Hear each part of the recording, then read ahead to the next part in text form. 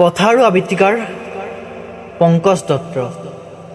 শিৰোনামা তোমালৈ চিঠি। মৰমৰ আকাশী তৰা, মৰম ল'বা। মই আশা কৰিম তুমি মোৰ চিঠিৰ উত্তৰ দিবা। মই আজীৱন বাট চাই ৰ'ম তোমাৰ চিঠিৰ উত্তৰৰ বাবে। আকাশী তৰা, তুমি আগৰ দৰেই আছানে? তুমি আগৰ দৰেই কবিতা ভাল পোৱানে?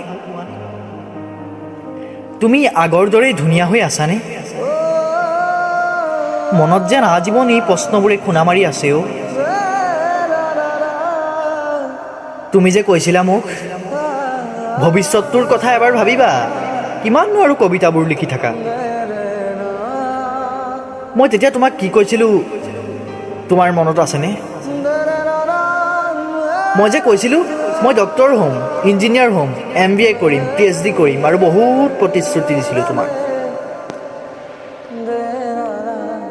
কিন্তু আকাশী তৰা, মই যে সেইবোৰ একোৱেই হ'ব নোৱাৰিলোঁ। মাথো প্ৰতাৰণা আৰু বিশ্বাসঘাতকতাৰ বলি হৈ ৰ'লোঁ মই আৰু মোৰ সঁচা ভালপোৱাৰ।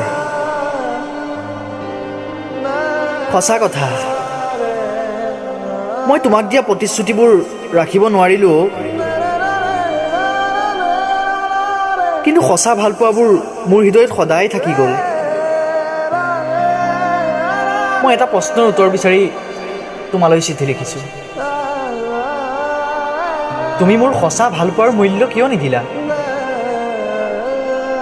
মই আশা কৰিম তুমি মোৰ প্ৰশ্নৰ উত্তৰ দিবা। ইতি